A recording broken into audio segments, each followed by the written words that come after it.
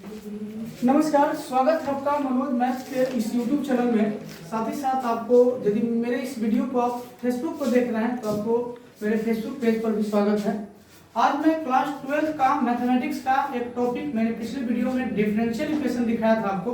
आज भी उसी चैप्टर का एक टॉपिक है जिसका नाम है वेरिएबल सेपरेबल टाइप्स।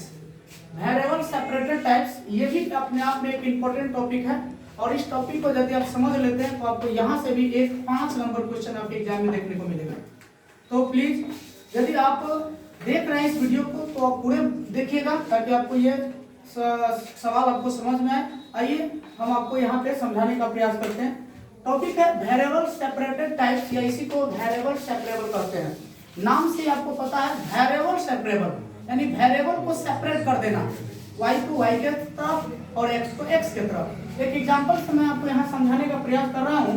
करा कि find the differential equation this x dy equal to 1 plus y square dx। इसी को हम लोग जो कहते हैं वो कहते हैं, एक होता है आपका पार्टिकुलर सॉल्यूशन, एक होता है जनरल सॉल्यूशन। तो अभी हम जनरल सॉल्यूशन पर बात करेंगे, बाद में पार्टिकुलर सॉल्यूशन पर बात करेंगे। पार्टिकुलर सॉल्यूशन में x y का मान दिया रहता है, लेकिन जनरल सॉल्यूशन में x y का मान नहीं दिया रहता है। अर्थात कहने का मतलब यहाँ पर कांस्टेंट c लगा दीजिएगा, लास्ट में आपका आंसर में रहेगा, लेकिन पार्टिकुलर सॉल्यूशन में c नहीं रहता है। तो हम पहले इस पे बात करेंगे।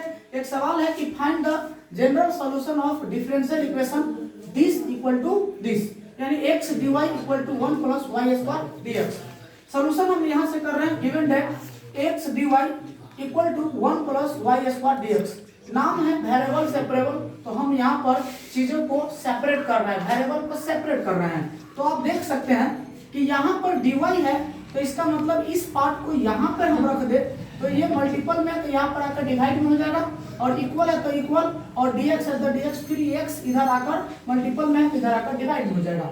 अब देखिए, आपको देखने से लगता है कि अब दोनों तरफ सेपरेबल हो गया, वेरिएबल सेपरेबल हो गया। वेरिएबल को हमने सेपरेट कर दिया, dy बटा 1 plus y square equal to dx बटा x।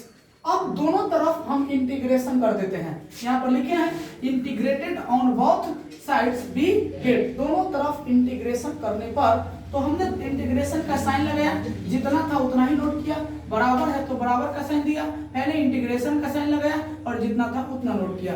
आपको पता है क्या, इसको हम ऐसे भी तो लिख सकते हैं, इंटीग्रेशन 1 बटा 1 प्लस वाई स्क्वायर dy। फिर से आप 1 में dy से गुना करेंगे तो फिर तो dy आ गया, बराबर है तो बराबर, इंटीग्रेशन का साइन है, इंटीग्रेशन का साइन, फिर इसको हम dx बटा x को 1 बटा x और dx लिख दिए। उसके बाद आपको पता है, आपने पिछले क्लास में पढ़ा होगा कि 1 बटा 1 प्लस एक्स स्क्वायर का इंटीग्रेशन tan इनवर्स x होता है। तो यहाँ पर 1 बटा 1 प्लस वाई स्क्वायर है, तो क्या इसका इंटीग्रेशन tan इनवर्स y नहीं होगा? बिल्कुल होगा। यहाँ z रहता तो z होता, यहाँ पर x रहता तो x होता, y रहता तो y होता। हाँ, हालांकि y है तो इसका tan इनवर्स y हो जाएगा। इक्वल टू 1 बटा x का इंटीग्रेशन log x होता है, जबकि log x का डिफरेंशिएशन 1 बटा x होता है। तो यहाँ तो लेकिन हम इंटीग्रेशन कर रहे हैं, डिफरेंशिएशन की बात कर नहीं रहे हैं। तो 1 बटा x का इंटीग्रेशन log x, और हमने प्लस c डाला क्योंकि ये डिफिनिट इंटीग्रेशन नहीं है, इनडिफिनिट इंटीग्रेशन है। tan इनवर्स y बराबर log x प्लस c। आप चाहे तो इसको इधर भी ला सकते हैं, लेकिन हालांकि हमने इसको लिख दिया this is required differential equation. तो ये आपका टॉपिक है। उम्मीद करता हूँ कि आपको ये वीडियो बहुत अच्छा लगा होगा। यदि अच्छा लगा होगा तो मेरे इस फेसबुक पेज को देख रहे हैं तो वहां से उसको लाइक कीजिएगा और कमेंट जरूर कीजिएगा, ताकि मैं आगे भी वीडियो आपके लिए लाता रहूं। और इसी वीडियो को आप हमारे यूट्यूब पर भी देख सकते हैं, मनोज मैथ्स 383 चैनल मेरा है, मनोज मैथ्स 383, और ढेर सारा इसको प्यार दीजिए। तब तक फिर मिलेगा आपको। जय हिंद, जय भारत। और उम्मीद करूंगा कि आगे भी आप इस टाइप के सवाल को खुद से बनाइए। डाउट है तो कमेंट में बताइएगा, फिर आपके लिए वीडियो लेकर आऊंगा।